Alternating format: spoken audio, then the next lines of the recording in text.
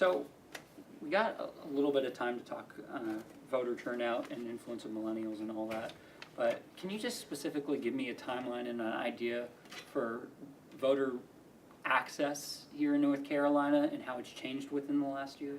In terms of ID laws, early registration, absentee. okay, North Carolina has seen a lot of changes in terms of its voting laws.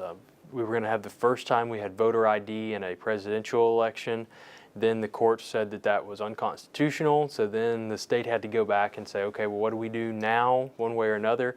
It changed the ways early voting days are going to work, and so they were planned at certain dates, and then the folks in charge at the state had to pick different locations and different times.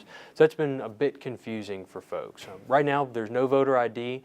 Folks who are Elon students who plan to vote in North Carolina and to early vote in North Carolina, the best thing to remember is that if you go to Huffman Mill, Holly Hill Mall, that's probably the easiest place to early vote for Elon students who are registered in Elon.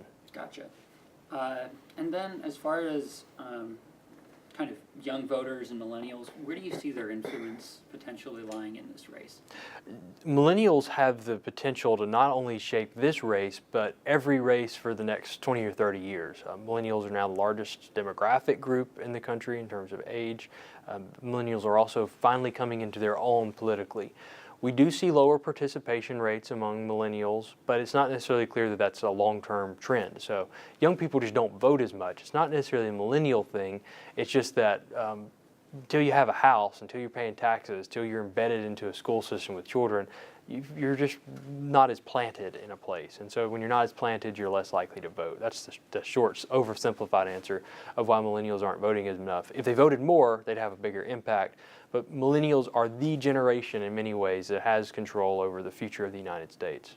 And as far as issues that should concern young voters, what would you say students should consider in terms of the issues?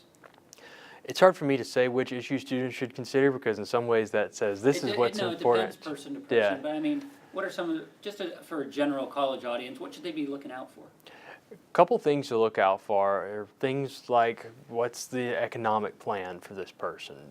Our students today, and this generation of students, dealt with a very traumatic life event, which was the Great Recession. That Great Recession shaped the outcomes of jobs that they're applying to now, as well as their own parents' personal livelihoods. Economic policies have potential to cause more change than almost any other. So pay close attention to the candidates' plans for taxes, how they plan to grow the economy, how they plan to regulate the economy. All candidates say they're going to grow the economy, but it's an easy thing to say. It's much harder to figure out how to do that. Some people would say that means you need to have less government regulation, you need to reduce taxes. But other folks have said, well, that actually leads to an uneven distribution of wealth, which is actually bad for economic growth over the long term. We're also seeing big economic debates right now between the candidates related to free trade. Advocates of free trade, which typically were Republicans, said that yes, free trade did lead to some economic losses in certain sectors, such as textiles in Alamance County, but overall it led to cheaper goods and people getting more for their money and more money overall. The counterpoint to that was saying, well, manufacturing in particular is important for American society. Free trade means that manufacturers take a hit because they have to compete then with much cheaper labor markets in other countries. Mm-hmm.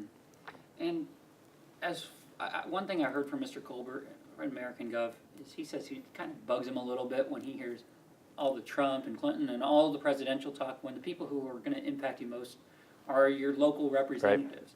Can you just speak to the importance of these local races? Your likelihood of actually changing the outcome of the presidential election with your one vote alone is much lower than getting struck by lightning. Your vote still matters at a presidential level, and if everybody took the attitude, well, my one vote's not going to change the election, we'd have chaos in the streets, and democracy would fail. That said, your vote has a much greater impact at a local level. There's fewer people voting, and so you can actually make a bigger difference proportional to your vote. The main thing people should focus on with local elections, these are small decisions that impact people's lives one way or another.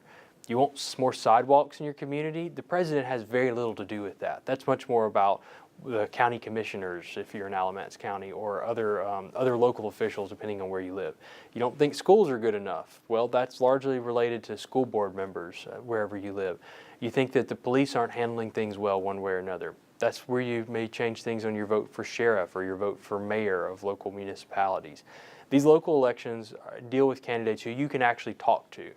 I've never tested this, but I'm pretty sure if you wanted to talk to the mayor of Elon or the mayor of Burlington or the mayor of Graham, you could get a meeting with those people. And you could sit down and they'd probably give you 30 minutes and they'd listen to you. They may not give you what you want, but they'd listen to you. You can't get that with the president. Barack Obama is not going to have 30 minutes to spend with anybody who wants to talk to him. You can have a bigger impact not only in your vote in these local elections, but then once those people are elected, you can have greater access to them to get them to listen to the needs of your community. And I know you have to go, so I'll just ask one Yeah. final question. I'll tie two into one. What should Alamance County voters consider, / are there any important bills or proposals coming up? And in terms of demographics, how has North Carolina evolved into a swing state? First of all, the North Carolina question. North Carolina has largely evolved into a swing state from a more reliably conservative state because of migration from other parts of the country. So we've seen interstate migration of people moving from the Northeast, for the most part, to North Carolina, largely to work in tech and banking jobs in Raleigh or Charlotte. That has made the state more liberal over time, making it more of a swing state. I'd still say North Carolina has a slight conservative bend to it, 1 or 2 points. In this election cycle, it's a swing state because of the wackiness of this cycle. To answer the Alamance County thing. The two big sets of races I'm paying attention to in Alamance County right now are school board and county commissioners. Alamance County schools have underperformed in some areas compared to schools in the Research Triangle, and the county commissioners are largely responsible for how schools get funded. So school board sets policies within schools, but much of their funding still comes from the county commissioners.